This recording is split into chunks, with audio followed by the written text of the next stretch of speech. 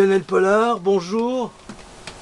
Merci de nous recevoir ici chez vous, qui est aussi votre lieu de travail, votre laboratoire, pourrait-on même dire, où sont disposés quasiment en ligne une dizaine d'ordinateurs. Vous êtes en effet compositeur de musique contemporaine avec à votre actif plusieurs pièces interprétées aussi bien par exemple dans l'enceinte de l'IRCAM que plus récemment au cœur d'une église à Paris. Aujourd'hui, à 56 ans, vous vous livrez essentiellement et avec passion à la recherche sonore et acoustique. Mais votre trajectoire de vie et votre parcours professionnel sont atypiques. Rien ne semblait en effet vous destiner à une telle reconversion, même si, et d'ailleurs vous ne me contredirez pas, la musique et le monde du son vous habitent depuis toujours. Mais je vous donne maintenant la parole pour nous tracer ce cheminement singulier et surtout nous en expliquer les racines et le sens que vous lui accordez. Bien, d'abord j'ai donc 58 ans et pas 56. J'ai un parcours atypique, c'est le moins qu'on puisse dire. D'abord j'ai commencé très tard, j'avais entre 24 et 25 ans. Mais la musique me parlait énormément. Peut-être cela vient-il de mes origines parentales ou de mes origines géographiques. J'ai quand même vécu à Locmariaquer, en Bretagne, en plein golfe du Morbihan.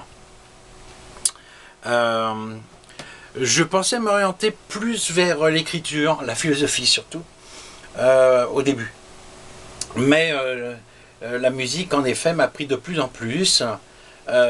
Mais, là encore, quelque chose devait être fait avant.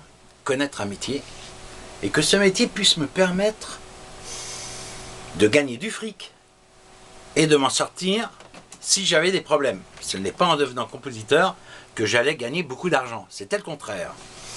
C'est pour ça que vous avez vu beaucoup de livres, beaucoup de bibliothèques, énormément, parce qu'il fallait acheter beaucoup avant de se lancer dans cette entreprise à vie qu'est la création musicale contemporaine. L'environnement sonore, vous m'avez parlé de paysage sonore et d'environnement sonore. Oui, en effet. Et ça, c'est le parcours. D'abord, je vis à Locmariaquer. C'est là où vous avez les plus beaux dolmens du monde et le golfe du Morbihan, qui n'est autre que l'une des 7 merveilles du monde. La pêche, l'océan, c'était ma vie. Vraiment. Ensuite, je suis repris à Paris. Ça a été très difficile. J'ai mis quelques mois à m'y faire, à m'en remettre. Ça a été extrêmement compliqué. Mais j'ai considéré que c'était peut-être un mal pour un bien. J'ai donc commencé par faire une chose, à me cultiver. Et donc à lire beaucoup. Je me suis révélé très sensible au fantastique, à la science-fiction. D'ailleurs, vous avez pas mal de... J'ai pas mal de collections ici. Et puis surtout, chose étrange, un beau matin, j'avais terminé l'école, c'était fini pour moi. Je quittais l'école définitivement avec pas mal d'années de retard. Qu'importe, il fallait quelque chose. Et je me retrouve propulsé par le plus curieux des hasards dans un atelier que l'on appelle une imprimerie. Et c'est là où, travaillant sur le tas, j'ai appris le métier de massicotier. Façonnier. Le façonnage, qui était extrêmement demandé, très très bien payé, parce que difficile, dangereux, les changements de lame, ça était toujours quelque chose de très délicat. Mais j'avais ce métier dans les mains. Il m'a aidé, jamais je n'aurais cru qu'un métier puisse m'aider autant dans ma musique, dans la trajectoire que je m'étais donnée, à dire devenir créateur, compositeur, créateur. L'instrument de musique, j'en ai joué bien sûr, saxophone, bon, un peu de piano, comme tout compositeur fait un peu de piano, clavier, synthé, oui, mais quand j'avais des coups durs, je reprenais un peu le boulot en intérim, c'était extraordinaire. Je rentre dans un conservatoire un beau jour, à Montreuil, les mains vides, j'avais 24-25 ans, pour entrer en composition, où le prof a remarqué que je n'avais jamais fait de solfège. Et voilà, ce prof, j'ai eu à Montreuil le conservateur qu'il fallait, le prof qu'il fallait, au moment qu'il fallait. Ce prof, c'était Phil Drogose, et il s'est dit, je vais quand même essayer. Et en effet, 1 an plus tard, je pars de rien du tout, de zéro, à un étage énorme que l'on appelle préparatoire supérieur.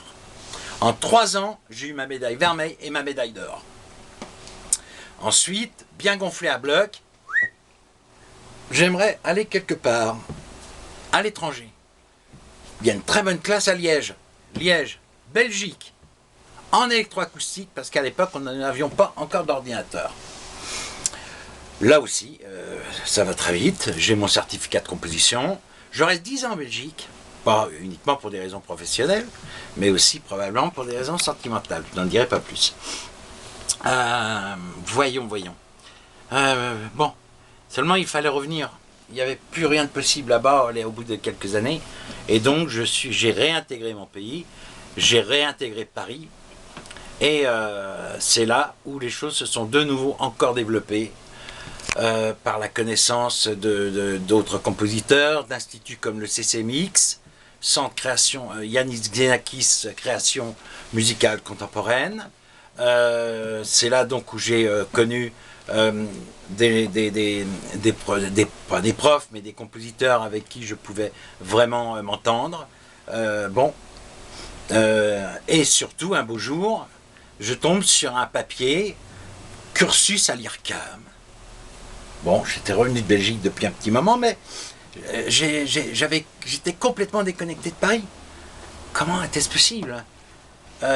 Cursus. Je regarde, 2 pièces, lettre de motivation, je fais un dossier, j'écris une pièce pour saxophone alto, je mets dans le dossier la pièce que j'avais gagnée, car j'ai remporté un prix international de composition, le concours André Jolivet à Montreuil en 1987. Donc évidemment, une pièce de concours gagnant, on ne la laisse pas de côté, on la met dans le dossier. Une bonne lettre de motivation, obligatoire d'ailleurs, et puis une pièce pour saxophone alto entièrement écrite, instrument en main, puisque c'était mon instrument. Et j'ai envoyé ce dossier, et on me prend à l'IRCAM pour 1 année de cursus. Oh, du matériel pour nous, cursus gratuit à l'époque, il est à 7 000 € je crois aujourd'hui maintenant. Voilà, ça a complètement décidé de l'évolution de ma carrière.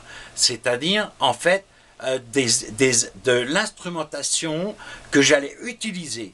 Et c'est ce que vous voyez là, des ordinateurs, des Mac, des PC. Tout ça grâce à l'IRCAM. Mais le petit problème que j'avais, c'est que sur le plan scolaire, autant que j'avais de nombreux diplômes, de nombreux papiers en composition, en scolarité, je n'avais rien. Je demande après le cursus de faire un DEA en auditeur libre à l'IRCAM qui est accepté. La première année n'a pas donné grand-chose, je n'ai pas connu de prof. Mais la deuxième année, qui a été aussi acceptée parce qu'ils avaient un nouveau programme en DEA, je connais un homme qui me demande où j'en suis avec mon diplôme. J'aimerais bien faire un DEA, mais j'ai rien qui puisse me le permettre. Quoi? Bon, acquis professionnel, vous venez avec moi à Rouen, vous ferez une maîtrise là-bas. Bac plus 4. Incroyable. Heureux comme tout. Et je fais une maîtrise à Rouen. Me voilà bac plus 4 en 1 an. Donc de rien, sur le plan scolaire, je dis bien. De rien à bac plus 4. Et ensuite, comme il n'y avait malheureusement pas de DEA à Rouen, il a fallu aller ailleurs pour le DEA. Et je ne voulais pas faire de DEA à Paris. Moi, ce que je voulais, c'était faire un DEA en province. Et je suis allé à l'île 3. Là encore, mon intuition m'a merveilleusement aidé. Énormément. J'ai fait une année merveilleuse. J'ai fait une installation pour le séminaire d'une femme merveilleuse, une grande musicologue, Joël Collier. Et je lui dis, écoutez, moi je veux bien faire une UV pour votre séminaire, c'est-à-dire la recherche qu'elle faisait en musicologie était axée sur la synthèse des arts. Et j'ai donc, waouh, mais au contraire. Donc j'ai fait une UV et j'ai fait une installation pour moins de 4 000 francs. Voilà. bon, j'écris mon DE mon mémoire en 8 semaines. Boum. Je soutiens en juin comme d'hab. Et me voilà avec une belle mention, très bien. Et et puis des membres du jury qui vous disent vous nous avez appris beaucoup de choses, Lionel. Et quand vous entendez ça, je vous assure, ça fait vraiment du bien. Parallèlement, je faisais toujours de la recherche environnementale. Il n'y a pas de classe, il n'y a pas d'école. Vous devez vous débrouiller tout seul. C'est ce que j'ai fait parallèlement à la création. Et comme je le faisais parallèlement, un beau jour, j'ai vu un reportage sur l'Union soviétique après-guerre, après la Deuxième Guerre mondiale, sur un transsibérien qui se trouvait tout en haut de l'Union soviétique, avec des moins 50 degrés. J'ai vu ce reportage par 2 fois. Quand vous apprenez que ces pauvres malheureux sont morts, qu'il y a eu 100 000 morts pour faire un transsibérien qui n'a jamais pu voir le jour, évidemment, c'était un coup de Staline pour faire des milliers de morts de Russes, de Soviétiques. Lui-même étant même géorgien mais soviétique, je n'ai jamais compris comment cet homme voulait détruire autant, après la Deuxième Guerre en plus.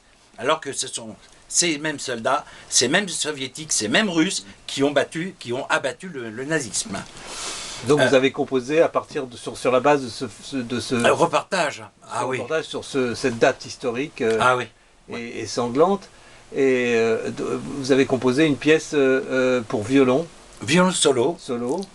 Et donc qui a été jouée il n'y a pas très longtemps dans une église parisienne. Alors, donc, quand j'ai composé cette pièce, je travaillais, je me levais très tôt.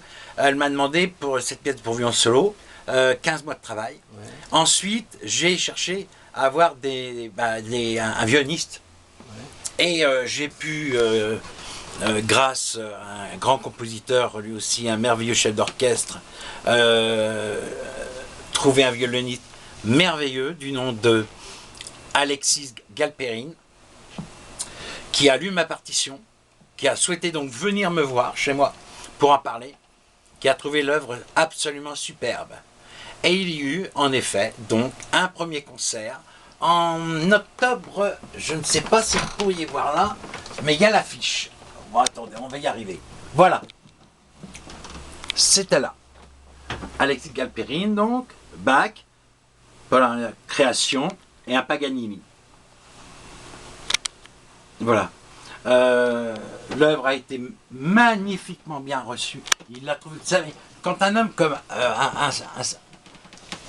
un violoniste, en plus d'origine russe, alors que je parlais justement de l'Union soviétique, vous dit que vous avez écrit une œuvre superbe, mais qu'il faut aussi qu'elle soit rejouée.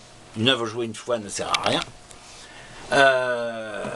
Vous êtes vraiment très touché d'abord et très très heureux. Pas satisfait, on ne l'est jamais, mais on est heureux d'entendre ça d'un maître du violon, évidemment.